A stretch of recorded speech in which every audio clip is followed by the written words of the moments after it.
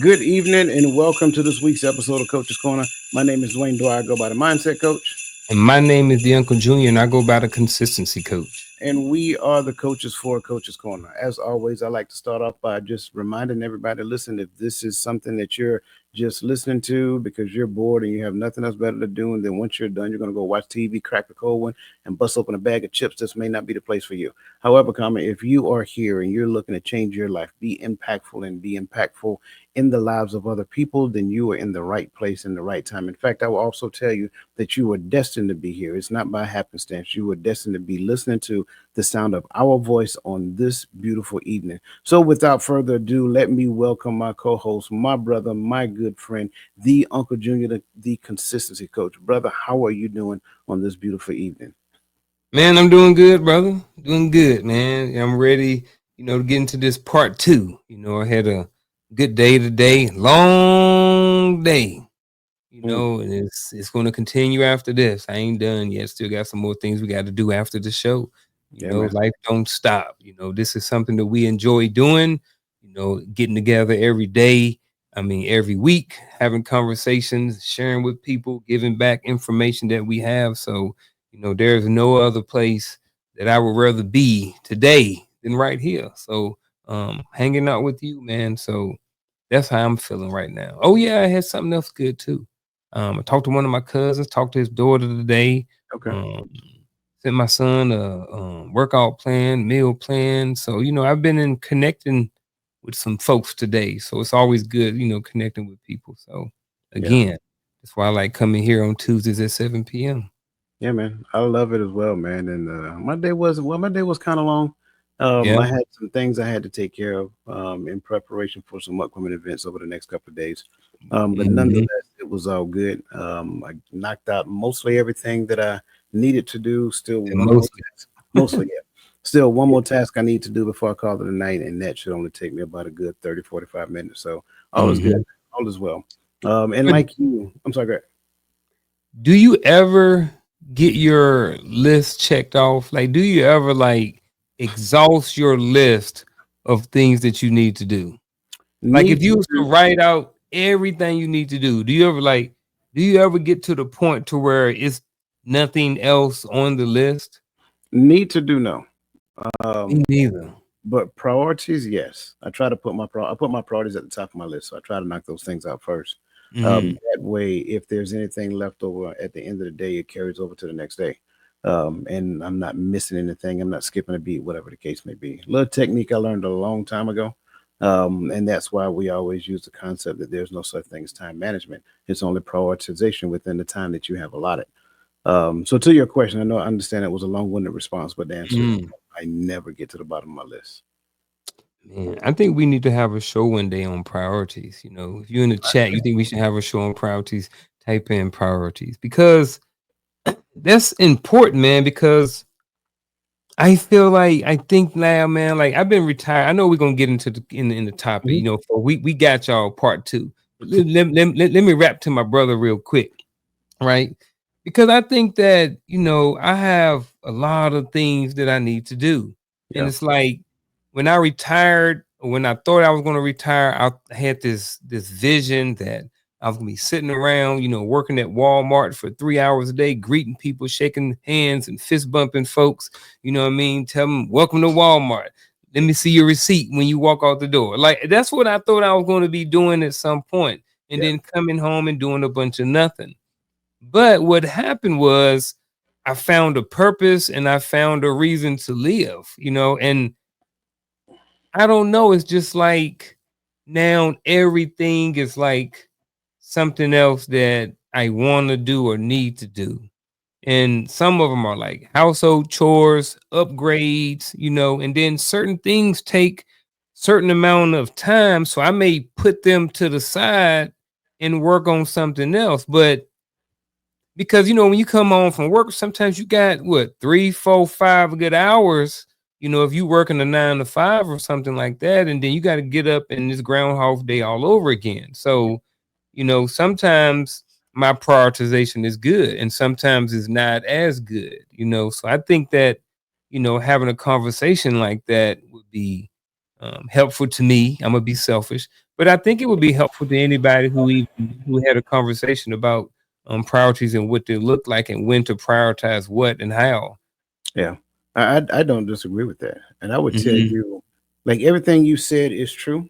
Except I never wanted to work at Walmart. I'm gonna be honest with you. Where you want to work?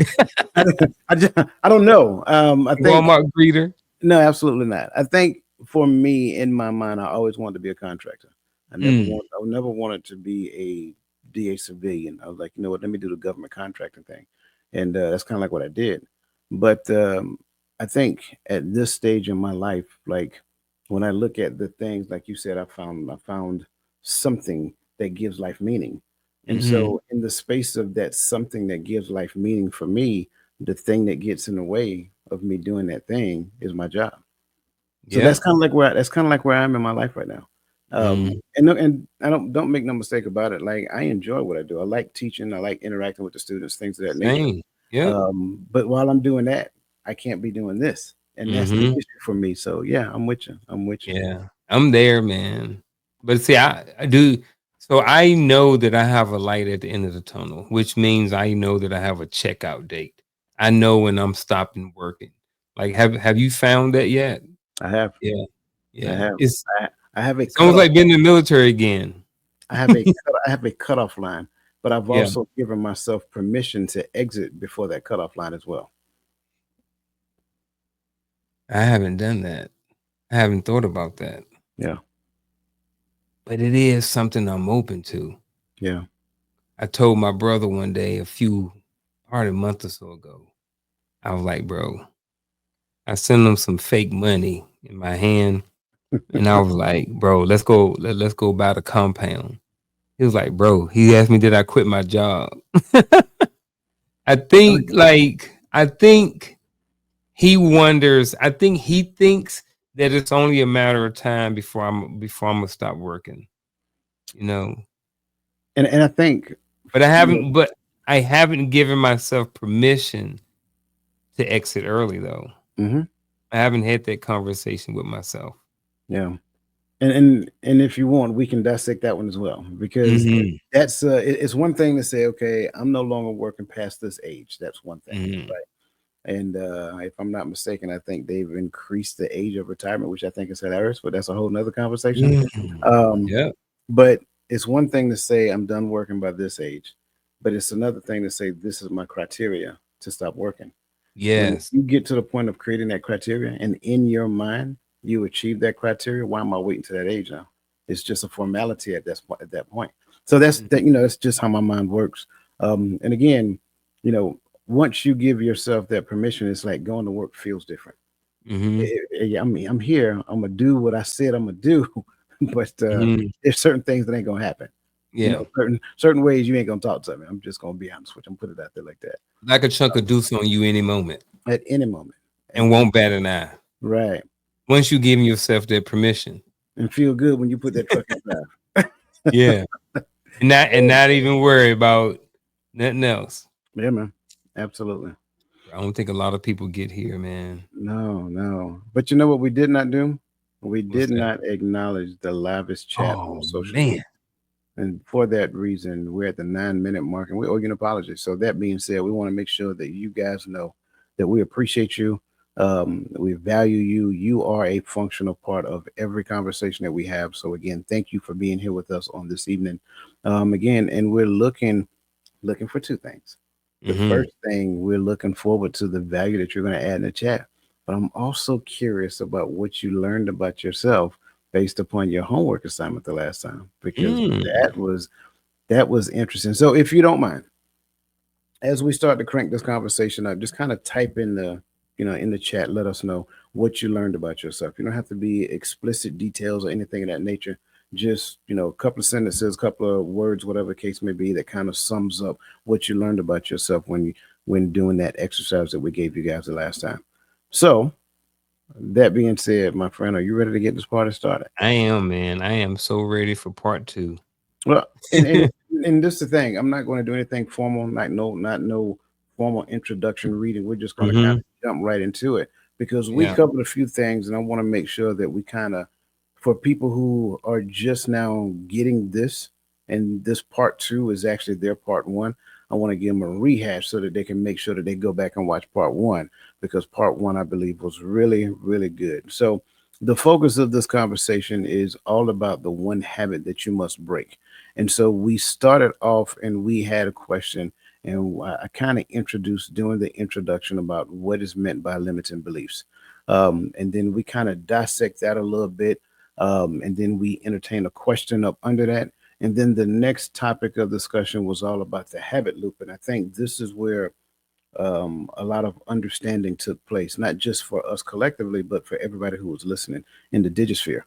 And understanding that a habit loop includes three parts: the cue, the routine response, and the reward. And so we kind of talked about that and unpacked that a great deal. And then we started talking about ourselves, reflecting on our personal habits and relationships. And we kind of revealed some things about ourselves in that conversation. I think it was interesting how when we talked about those things, as you listen, you could have heard the habit loops um, that were actually utilized during that time, and some of the adjustments that we made, whether we changed the cue or whether we changed the routine in order to attempt to strengthen the relationship, or in some cases, the relationship failed, and it is what it is. So I think this is important because now we get to dive into shifting perspectives on relationship habits. Now, I think this is interesting because I don't know about you. No one ever really talked to me about relationship habits ever in my life. So, if you will, and this is before the first question, I just kind of want to throw this out there. Like, what would you believe is a relationship habit? And if you would be so kind, give me like a good relationship habit versus a bad relationship habit. Um, ooh, this is a good one. Shifting perspectives on relationships. Well, I think so. Are we talking about like a love relationship between like a couple, or just relationships in general, or does it matter? I tell you what, you choose one and I'll take the other one. How about that? Okay, I'm gonna choose the relationships. So I think one good habit that people have in relationships. So you saying you want something good and something, or something maybe positive and something negative when Yeah, it comes to a relationship habit. do a comparison. Like if Okay. you was to give me a relationship habit, show me what a positive relationship habit look like versus that negative relationship habit. Okay. All right. So a positive relationship habit would be something as simple as men shall. Um, Leaving work, when y'all leave each other, when someone leaves the house, to give each other a kiss and a hug, or tell them that you love them, right? Because the reality of it is, um, tomorrow's never promised. You never know if that's going to be the last time you see that person. So Yeah, the last conversation or the last interaction that you would have with that person, if something was to happen to that person when they left the house, would be that of a positive one. It would be the last time I spoke to X, I told them I loved them. I gave them a hug and I gave them a kiss. Right. yeah, So I think that could be a good relationship habit for some people. It may not be what some people want to do, but I think for couples, I think that would be something good. yeah, Um, I think a negative relationship habit is, and I know people who do it, is not talking for a lot of time, for a long period of time.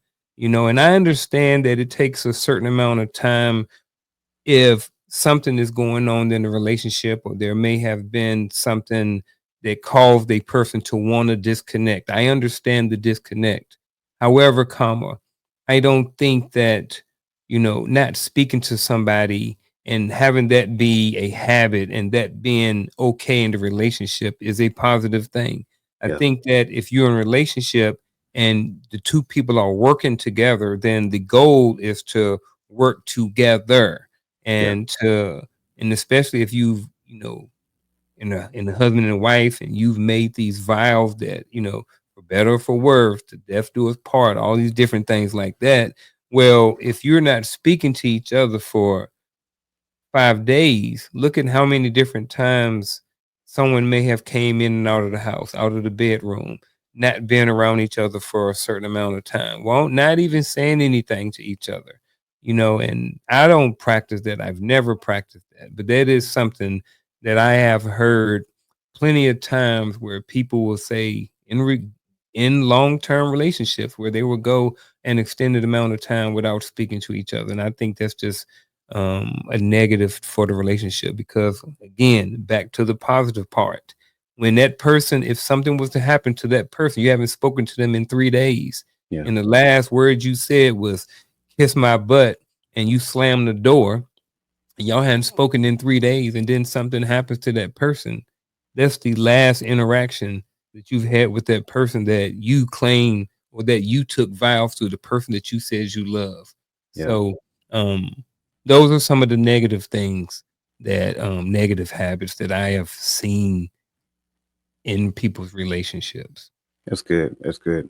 I think as people are listening to you, I think you did an excellent job in identifying the habits that are healthy for the relationship. It's almost like getting in a car together. The Mhm. vehicle is the thing that's going to take both of you to the destination.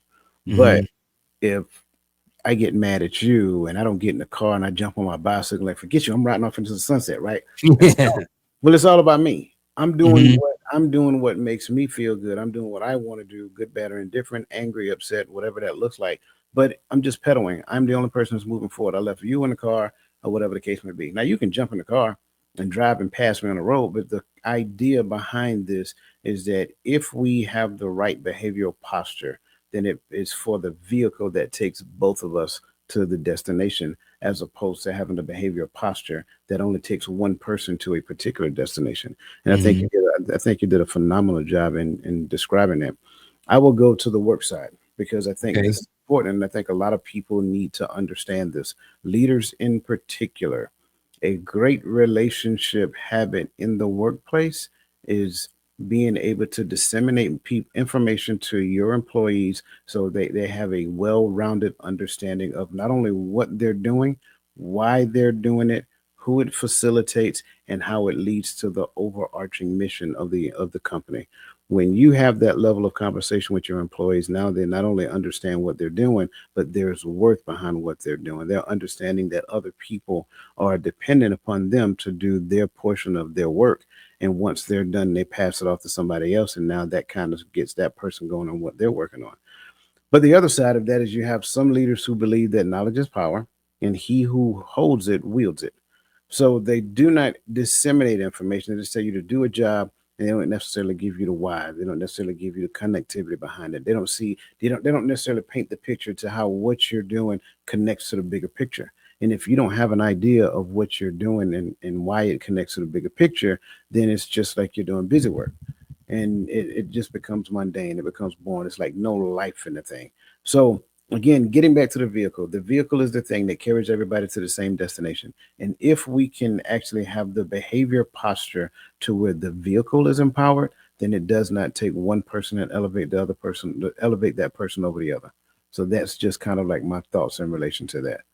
Um, and I'm hoping that that made sense across the board as we started talking about relationship habits, because now that kind of helps to paint the picture as we move forward. So, in what ways do you think societal norms have shaped our understanding of conflict in communication and relationships? And I think you started talking about that already.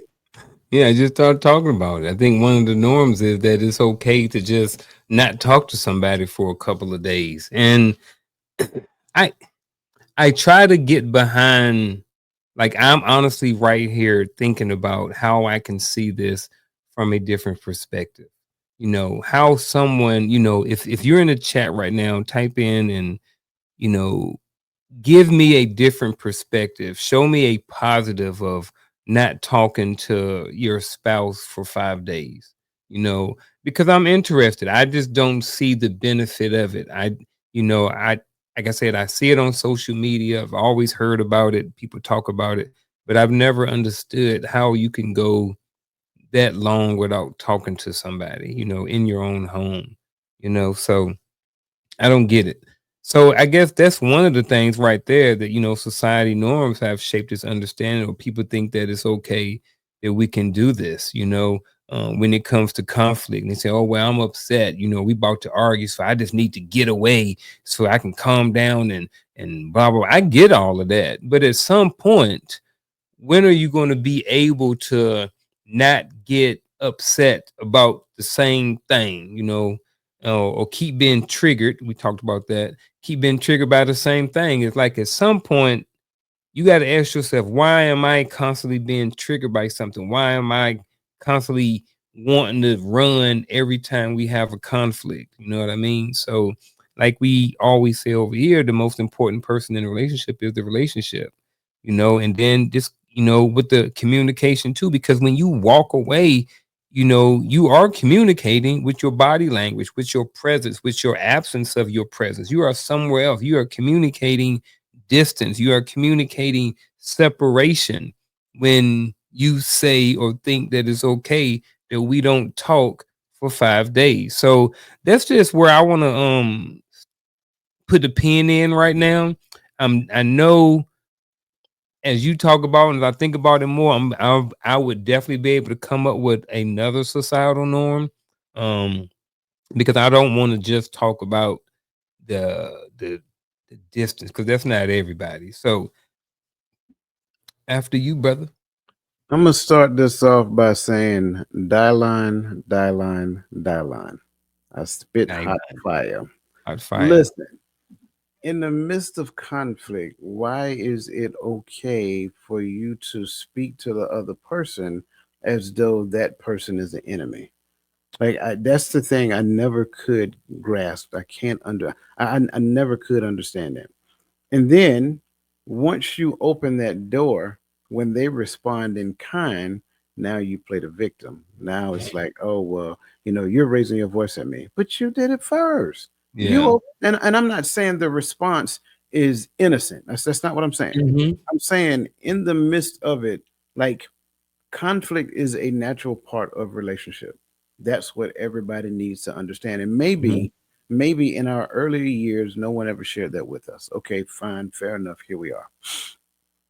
But even in the midst of conflict, because you got friends, you know what I'm saying? You and your friends have had Mhm. some little, spats, Mhm. skirmishes, if you will, right? Well, the same thing is going to apply over here. And I got it. It may not necessarily, excuse me, it may not necessarily fit your idea of what relationship was supposed to be. Work at it. Yep. Put man, put forth some time, energy, and effort, and consider your posture in the midst of the conflict, in the midst of our communication efforts. That person is not your enemy. That's where I will start at. Stop behaving like that person is your enemy. Stop acting like, if you don't find a way, if you don't find a way to win, there we go. Stop acting like this is something that one person has to win. It's not. Because even in the midst of conflict and communication happening within the conflict, you may win and lose at the same time. That's the part we have to digest. Winning during conflict is really you losing, not necessarily winning. A win during the conflict is where both of you come to the understanding of what went wrong and how we can do things better moving forward. So I want to kind of put that out there, because I think that's the thing, especially when it comes down to shifting perspectives, right? That's the thing I want to start off with. Conflict is natural. We can't run from conflict. You can't hide from it. But it's how we behave in the midst of conflict that identifies that we're in a relationship. But sometimes, a lot of times, most times even, I don't think a majority of the people, when they meet conflict, they behave like, hey, we're a team. They don't behave like we're a team. They behave like, hey, we're in the opposition. We're trying to win this game against one another when it comes down to conflict. And that's the thing that I struggle with. Like, sure, storming is a thing. And if you understand the stages of team development, storming is going to happen. But when storming happens, if you find a way to actually gain understanding in the storming phase and then grow and develop from there, both of you, while remaining in the car, not jumping out the car and getting on your bicycle and riding off into the sunset, right? And if you're talking about riding a bike, if you don't do that right there, you're not doing it right. You have to do that right there when you're riding a bike, right? if you find a way to stay in the car during the midst of this conflict, so that what you're talking about is for the car, adds value to the car, so that the car performs better, regardless of whatever the weather looks like outside, then that is the result, in my opinion, of a well postured behavior when it comes down to conflict in a relationship. Bro, that car analogy was spot on. I like Really, the bike though. I did the car for the bike. I had to do the bike. yeah, yeah. I like that analogy was spot on, man. I like that. Um, I was listening, and while I was listening, I reread the question, right? And then I had to change my answer. So the question is, in what ways do you think societal norms have shaped our understanding of conflict and communication in relationships? I think it has shaped our understanding of conflict and communication relationships in the fact that people think that all forms of communication is okay. I think people think that this is who I am, accept me for who I am. I'm not changes. This is how I communicate. I don't communicate any other type of way. And I think that with this mindset that all forms of communication is okay, I think it causes a lot of problems with communication in relationships. Because if I say that, hey, coach, this is how I communicate, and we're in a relationship, it's like where we are in a relationship because we work together. We're colleagues, we're homeboys, we're wolf packs, all these different things. We have that type of relationship. And I think that if I'm like, hey, coach, this is who I am, accept me for who I am. If he choose to rock with me, that's fine. However, that's not going to work. That type of attitude is not going to work with everybody. And like you was mentioning, when it comes to coworkers and colleagues and bosses and subordinates and different things like that, you have to be open to different forms of communication. When you are saying that, hey, this is who I am, and this is just how I talk, and this is because I'm from New York, this is how we talk to people. Because I'm from Indiana, this is how we talk to people. Because I'm from Georgia, this is how we talk to people. It's like, no, I get that. I understand that. However, we have to be able to communicate with different types of people. So for you to have this idea that you're the only right way to communicate is absurd. And so I think that when it comes down to in what ways, I think um in what ways do you think societal norms have shaped our understanding of conflict and communication relationships? Again, like I say, I think that it's a shape. I think people think that it's okay to communicate any type of way and that it should be accepted by anybody and everybody that they communicate with. So where does it come from though? Like we're saying it comes Ooh. from the same. We're saying the same thing. Society has created it, but where does it come Yeah. from? Like we can say society as an overarching umbrella, Mhm. but we had to So have who is society? yeah, we had to have learned Okay. it from someplace. Society is coach. Society is Unk.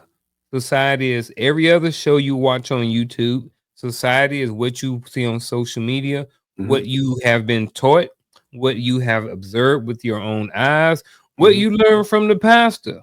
You know what I'm saying? All these different places where you've seen and heard people move when it comes to conflict and communication and relationships. Yeah, That's where all these societal norms come from. agreed. And here's the best part about it, because what you just described was a person's ecosystem, right? Mhm. But here's the best part about it. Even within the, because I can't say, well, that's just where I'm from. Like you said, I'm from New York, I'm from Georgia, Mhm. I'm from VA, whatever. Yeah. Like that's the thing, sure. But in every situation that I find myself in, there are several options that I can choose. So Mhm. why is it that I choose the worst available option when I see how these people interact with one another? Like one of the things Mhm. that I know, and I think I heard you say this as well. One of the things that I adopted in the army is that, I can learn from every leader. I Yep. look at this person, I look at how they talk to their soldiers. I look at this person, I look at how professional they show up, how they're on time, they got something to write with, and they're paying close attention to who's speaking. I look at this person and I realize what not to do, because that's the thing as well. And I think within the space of that, it's I'm I'm I'm agreeing that society has shaped our Mhm, understanding. But I also think that we played a huge part in allowing society to shape our understanding as well. Because mhm, not being shaped by the wrong version of society was available, but a lot of times we chose that. And I think for whatever mm, reason we chose that because we felt that it made us strong, it made us feel powerful, it made us feel like I'm in control or whatever that looks like. And I think that alone, just the notion of strong, and you guys, if you guys know me, I am an advocate of putting strong in front of anything that describes a person. Because at the end of the day, I don't have to be a strong black man. Why? I don't necessarily need the word strong, right? The man part is good enough for me. Even when I describe myself as black man, I don't necessarily need to do that either. Like I'm a man, that's good enough. Let that mhm, be good enough. Let's be okay with that. Same thing with women. You don't have to describe yourself as a strong woman. A woman mhm. is good enough. That implies strength. Man implies strength. So I don't necessarily have to shape your perspective of who I am as a man, right? Just look at my behavior, look at my character, look at the things that I do for people, so forth and so on. When you see those things, then those are the things that we should be using to shape understanding, especially as Gen X. Gen X right now, we should be in the shaping business, not in the I told you not to do this business. You shouldn't be doing that business, so forth and so on. No. How about we go forth and allow our behavior in relationship to be that thing that other people look at and say, man, I like the way Unc move over there. I like the way Coach talking to these people right now. Like they're talking real good. They do. They're showing us some things because that's really, in my opinion, the thing that really should have shaped communication and relationships. And I think we all can agree, good, bad, or indifference. We've all seen examples of bad relationship giving those examples that you just gave, whether it was the pastor, whether it was, the football coach at high school, or whether it was one of the teachers, or whether it was my drill sergeant when I was in basic training, like all of those things factor into the psyche of a person. And the bits and pieces of every last one of those kind of help shape and mold you into that. And I think it has changed over time. If you look at what societal norms are now versus where they were in the 20s or in the 40s, they're a little bit different. I was listening to a podcast and they were talking about hats and how hats kind of went away. They was talking about pull up a Yankees baseball game from the 20s or something, and every adult male had on a hat. You know what I'm saying? And now you don't see men with hat. And if you do see them with any type of elegant hat, it's usually, they're going somewhere or they're dressing up. It's not the norm. You know what I mean? So societal norms and stuff have changed throughout the year. Whereas, even not so long ago, I know we got a lot of women in here, but you know, 20 years ago, well, 30 years ago, you didn't see women wearing, wigs. The only women is we saw wearing wigs was old ladies at church. And you know what I mean? But I'm just saying, the old ladies, they always had them wigs on. But now society has changed and now we see everybody. You see elementary kids already with extensions and stuff. So societal norms have always changed, and we kind of adjust with them. But how things change affects how we communicate and how we deal with conflict and stuff like that too. Yeah. And speaking of how we communicate and how we deal with conflict, and I go back to what I said about the whole strong peace and power and Hmm. control and all of that. Like, I think what we have to understand is that vulnerability is huge when it comes down to being in a conflicting situation, and then getting to the point of resolve. So, what role do you believe vulnerability plays in breaking negative relationship habits? And how can we encourage a culture that embraces openness and emotional intelligence? Well, this is a whole bunch to unpack right here. I mean, just the whole first part before the comma is a whole question. So I'm gonna start right there. What role do you believe vulnerability plays in breaking negative relationship habits?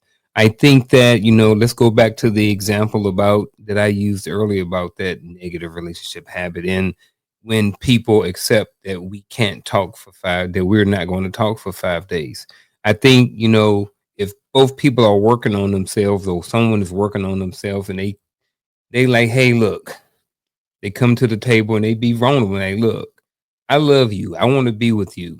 This is ineffective if we want to push forward with our relationship. It takes a lot to do that, especially if you're the person that may not want to talk, and or if you're that person who don't want to talk. Actually, either way, you know what I mean. When you're vulnerable in that situation, you say, "Look, we need to have a conversation. We need to figure out something." Like that's being vulnerable. I think anytime you're being vulnerable like that, and you're looking to try to better the relationship, it can add so much value to the overall relationship again. So I think that's very important. Um, how can we encourage a culture that embraces openness? I don't know because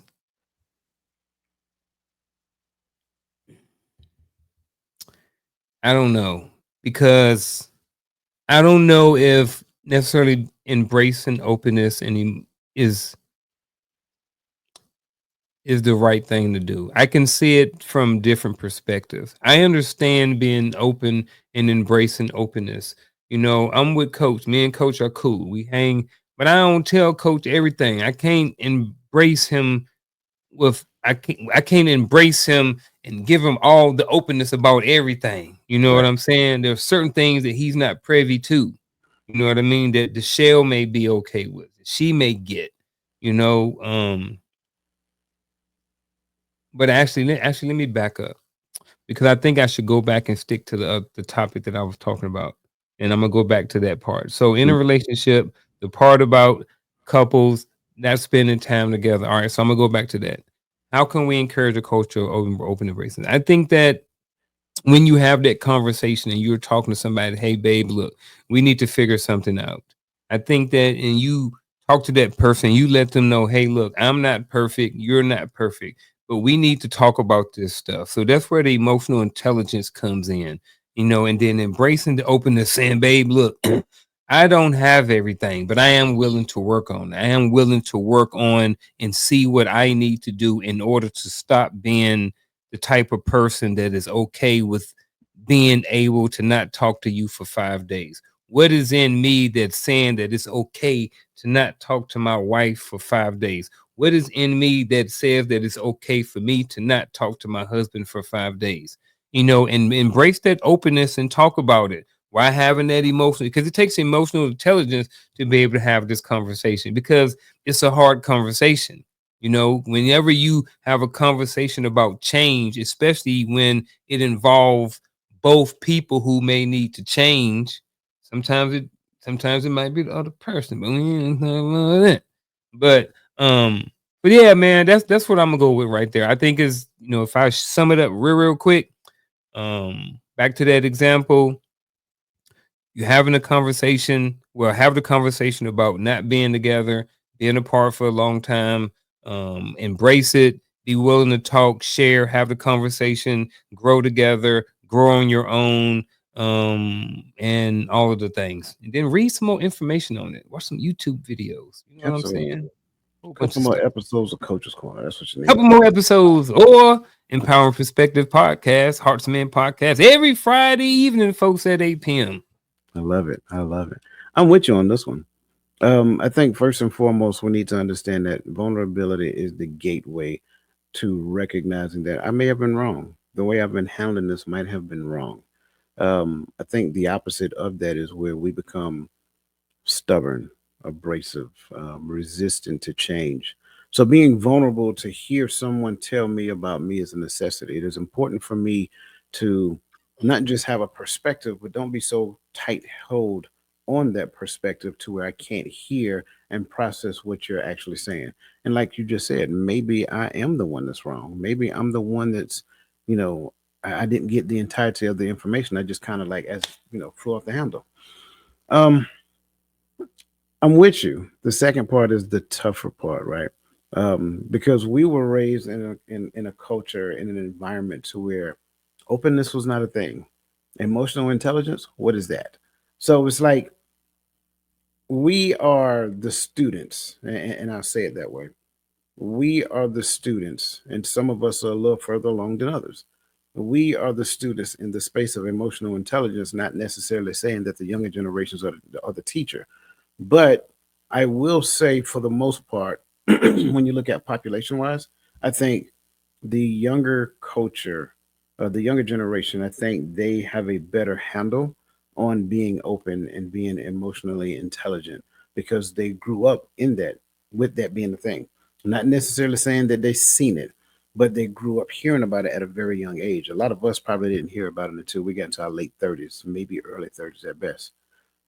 So when you look at how can we encourage a culture that has been doing a thing since they know that they've been doing a thing and we learn the thing later on in life, by helping them to understand, in my opinion, that number one, we did not grow up being open. We did not grow up being emotionally intelligent.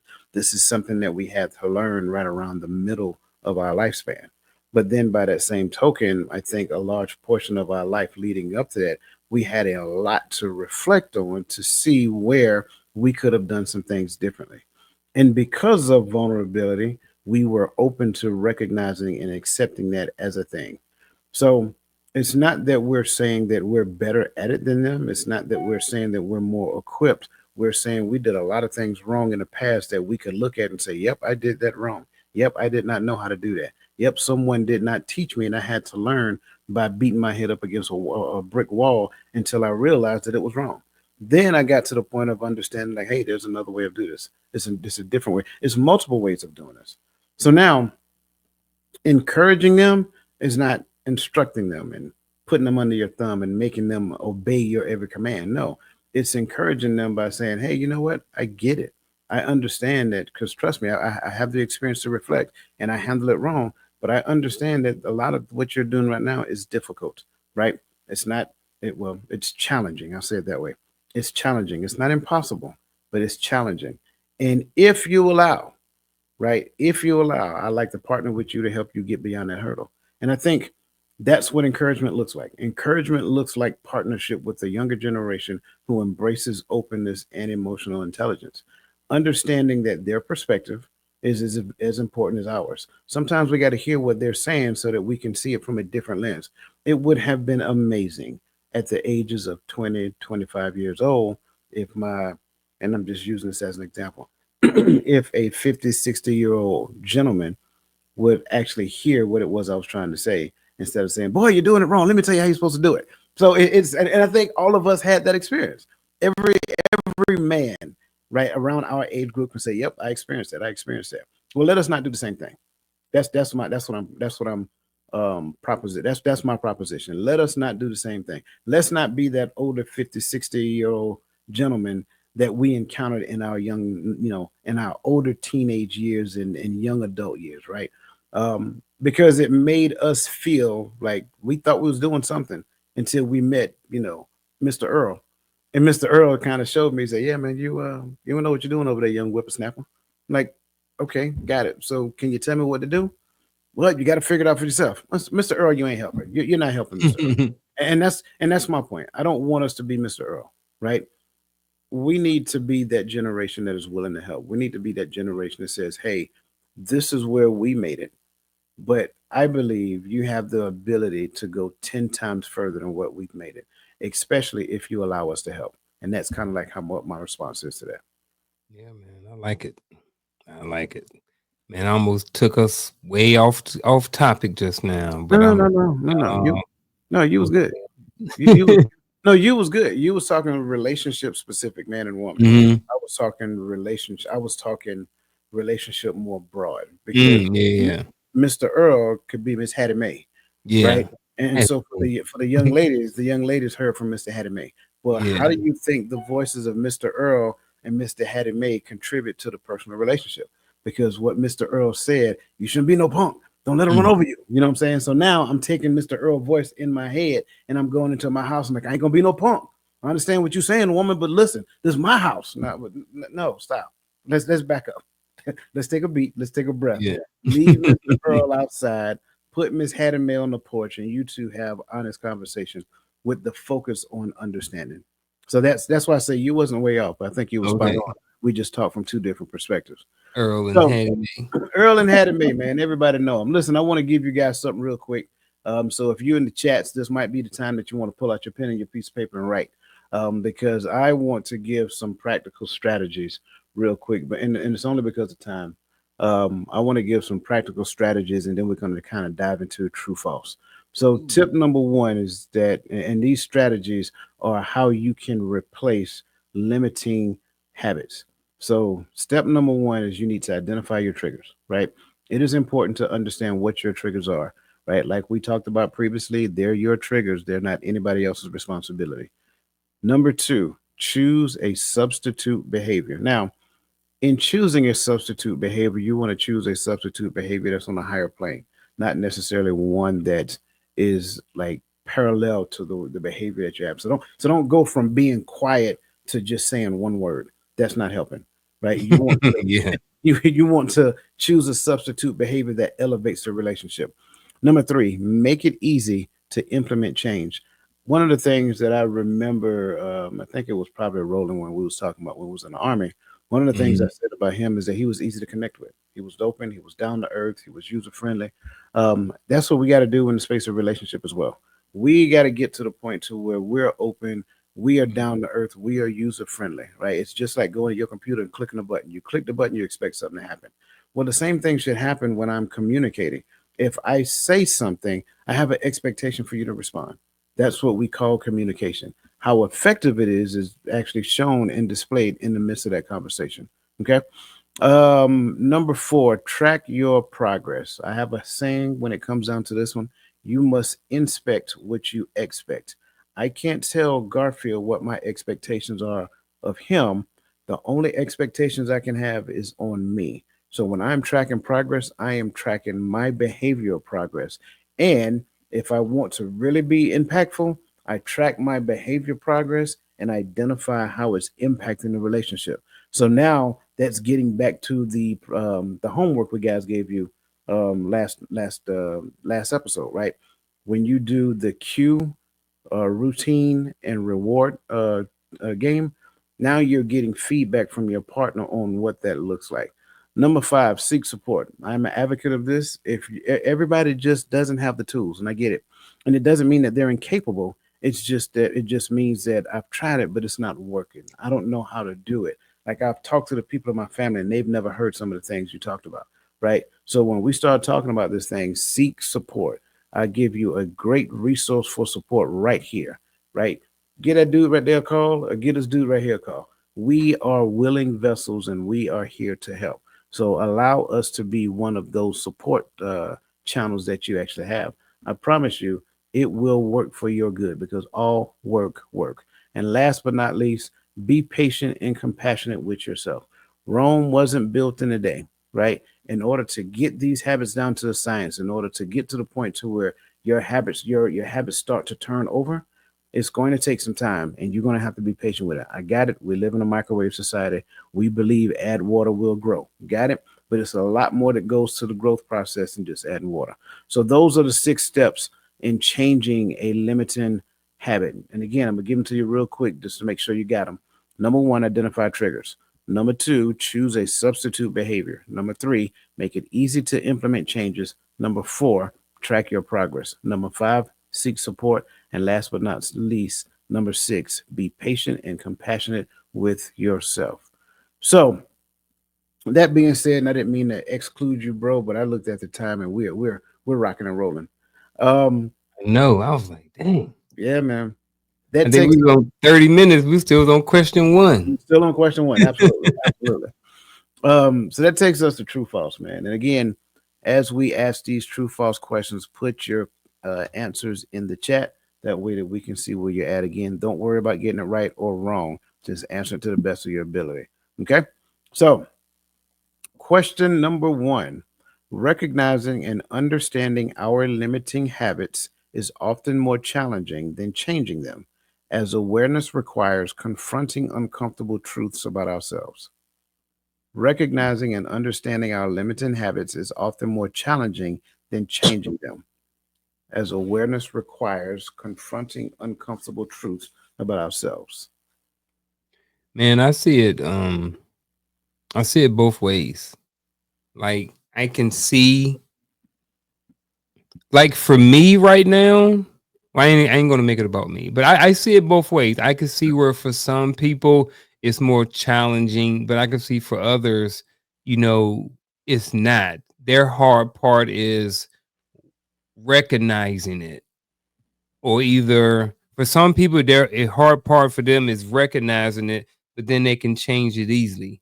And for Mm, some people, I think they can recognize it easily, but it may be hard for them to change. yeah. So I think I don't know what's more. I've never looked at any data on this, but Hmm. I think it's very individualized. But I can see because I don't know what's more challenging. I can't really say what's more challenging to somebody. You know what I'm saying? So I can definitely see it both ways. So mine would be some for true and some for false. I got you. Of course, with that answer, you ain't wrong. Um, I would say in response to what you're saying, I can see how this would be true. Okay. And here's why I say that. Recognizing and understanding our limiting habits. Well, a lot of times our limiting habits are blind spots. We can't see them because we're so conditioned to doing them. And so because we're so conditioned in doing them, a lot of times when people try to give us feedback, it's like we don't believe what they're saying as a true thing. So sometimes we'll reject that information because we don't believe that we do the thing. We just believe that that's what they receive when they see us do it. So it's like I can see how this can be true. I definitely understand your perspective about false, Mm-hmm. because there are some people who are more open to feedback. And again, a lot Mm-hmm. of that has to do with their upbringing and things of that nature. If you're open to feedback, then this would be false for that person. But if your habits are a blind spot, then I can see how this is true. Mm-hmm. You got that look, y'all. I do. I do. I got that look. Here it comes. Um, I don't know. Cause like what you said, but once it's recognized, so you Hmm. said recognizing and understanding our limited habit, I can see that being a huge challenge, right? Yeah. So now that I've recognized it, right? I have recognized that I have this limited habit. How many people do we know right now who have recognized their limiting habit but still haven't changed? Some of us, So me and you, it's a lot. yeah. So Because that's why I'm saying it's like I but, think at our age, a lot of people have recognized they just saying they can't change because they've but been here's doing the it so long. but here's the key. We're Mhm. also in a space to where we are conditioned to identify it. That's the difference. So we Mm. can easily see that, we're having a conversation, and a lot of times it's funny. It's hilarious, to be honest with you, because a lot Mhm. of times we're just having it in just regular conversation, and it kind of reminds me of a story in the Bible. But anyway, it's like you're having a conversation with a person, and the person you're having a conversation that the thing that you're talking about is directly related to that person, Yeah, and and they they'll don't see it. participate. They don't even know it. They'll Yeah. participate in the conversation and don't even Yeah. realize that Yeah. it's you. Now, I don't make it a habit to do that. Just being transparent, right? I try to avoid conversations that are directly about an individual unless it is something I really need to understand. But if it is, I guarantee you, eventually I'm going to tell you, say, hey, remember we was just talking about that? Well, you just did it again. You just did it again. Like we were having a conversation and you took this entire conversation and made it about you, but we're not Mhm. talking about you right now. I'm just sharing something with you in relation to something that I was dealing with today. And then you took it and said, well, I don't do that. Well, I'm not talking about you. So you'll see that happens a lot of times. But again, remember, we're conditioned to see that. I got the look again.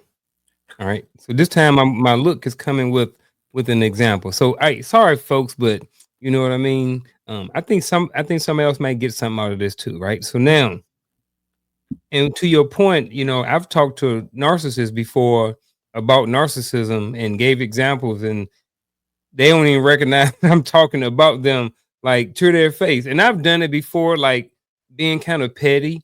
But it's funny. Maybe it ain't funny, but it was funny to me when I did it a couple times.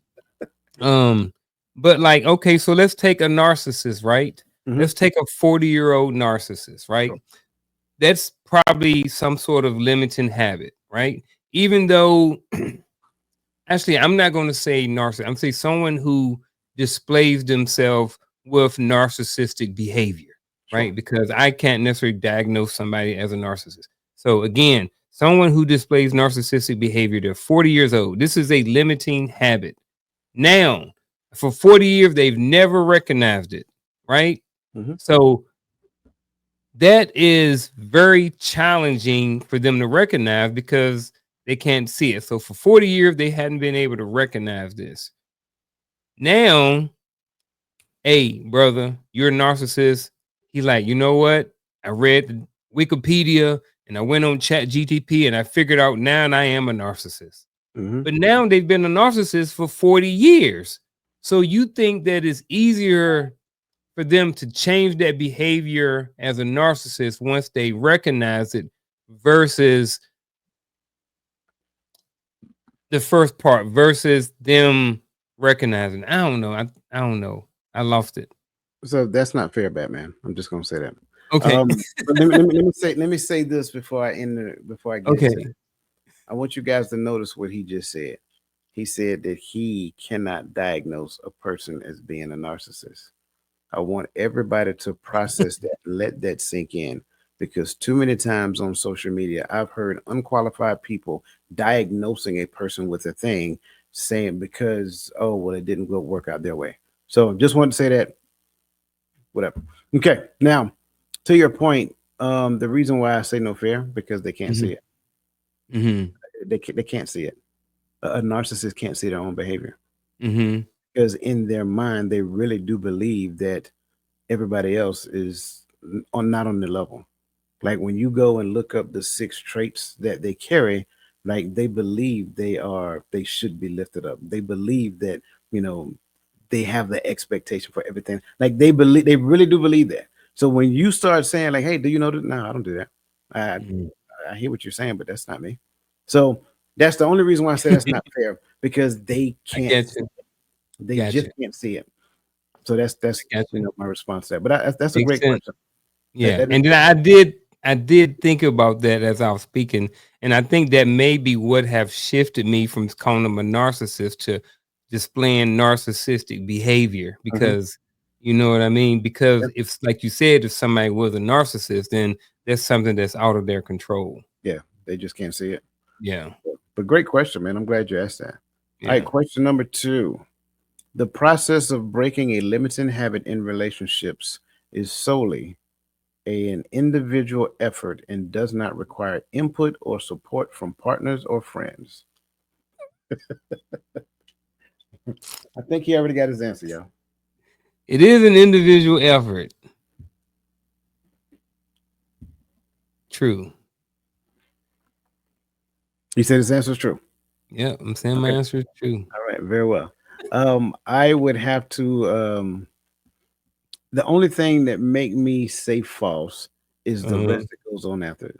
Yeah. An individual effort that and does not require Yeah. input. And so Hmm. feedback, support, throwing these websites back up here again. So yeah, that's the thing. And the only reason that this is false is because you can't see everything there to see about you. So Hmm. some things require you to accept feedback from others. Hmm. So that one is definitely false. Self compassion during the journey of changing limiting habits can lead to greater resilience and a higher likelihood of long term success. True or Oh false? man, it's gonna get a big old true out of me all day Yeah, long. absolutely. That one is a true. I like that one. Yeah, absolutely. Okay. Next one. Once a new, healthier habit is established, it is important to maintain ongoing reflection and adjustment to ensure it continues to serve the relationship positively. True or false? Um, I'm gonna say pause. I mean pause. I'm gonna say true. Okay, I was wondering. Pause. Yeah, pause. What is that? Yeah, true. Um, yeah, it's all yeah. You gotta keep that reflection. Reflection. That's a must. You got to keep that going on forever. Absolutely. I kind of gave you a hint in the first question Hmm. because the first question I mentioned as awareness requires confronting uncomfortable truths about self. So when Yeah. you go back and look at that one, yeah, absolutely. We must constantly do that reflection because going back to the habits at different echelons, that's how we get to flourishing by doing this over and over again. Okay, last true false question. The impact of societal norms on personal relationship is negligible. Whew.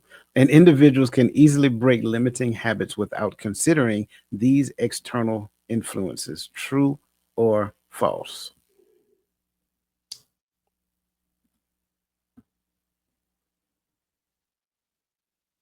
I'm gonna say false. I'm going to say I agree with you, sir. That is a 100% false question. I do have some multiple choice, but I'm looking at the time and we're already out an hour. Dang. Um, yeah, yeah. So I don't want to keep pressing. Hmm. They were good multiple choice though. Maybe we can bring them back around at a later point in time. Hmm. Um, Consistency coach. Yep. Say something to the people before we call it a night. Man, here's what I'm saying to the people. First of all, thank y'all for joining us. This two-part conversation. And if you are watching this for the first time, you missed part one, then please go back and watch it. It was a great show, and it was supposed to be one show, and it was so great that we had to act- we had to make it two shows. So again, appreciate you. Go back and watch the videos and stuff. But if I want to say one thing about this topic, is one habit that you must break is that I mentioned it last show, and I'll mention it again this show. We are not here to tell you what this one habit is, because there are a bunch of different habits, and what may be the one habit that you need to break right now, it may be a different habit 3 months from now, or 6 months from now, or a year from now. So, um, as you do self reflection and you look at yourself, look on and see what habits that you have that work for you and what habits that you have working against you. And, continue to strive to just be a better person, because I think that overall, this is the best way to do it. If we continue to work on ourselves as an individual, then the world can be a better place. But it starts with the person in the mirror. So, like Michael Jackson said, or I'm gonna add to, I'm rocking with the man in the mirror. Add Well my little said, twist sir. on it. Well said, sir. I love it. I love it. If I can add to what he said so excellently just now, I think it's important. Like I know sometimes change is difficult. I get Mm, that. It's easy to stay in our comfort zone. It's comfortable in my comfort zone. I like it here. It doesn't make me feel anxious or anything of that nature. But your future self, go back and look at his journey to his marathon. He gave a very amazing um, response to a question, and he talked about his future self and his past self, and how he developed a great relationship because he ended up running without his headphones. Um, mhm, your future self is crying out to you and asking you, really pleading to you, get off the couch, do something. Like they're telling you the truth, like do that. Like if you can do something different than what you're doing now in the direction of what is more positive, and that can yield a more positive outcome in your life and in the life of others. Those are the relationships that we're talking about, right? I think you will be happy for the struggle that you're going to go through. And then it's going to come a point in time you're going to look back and say, man, I remember when. Man, do you remember when we used to? Yep, I remember all that. Yep. But now life is so much better on this side. We ain't finished. We just recognize that change is available. Not only is change is available, but change is also a goal now. Like when you get to a new destination from where you are right now, you'll look forward to the next destination. And so, that being said, I want to leave everybody with this phrase that I learned from a mentor of mine, Paul Martinelli, years ago. You are where you are so that you can learn, that you can grow. And if you just take that and process that, I think that'll make a whole lot of sense. So, with that being said, on behalf of the consistency coach, we just want to tell you guys that we appreciate you, we value you. Again, look at these two episodes again. Put them on repeat. Just let them play in your psyche. Don't listen. Don't listen to the radio. Don't listen to that stuff on the radio. Listen to something that's going to empower you and uplift you. So listen, you guys have a great rest of your evening and let the best version of yourself be a blessing to somebody else.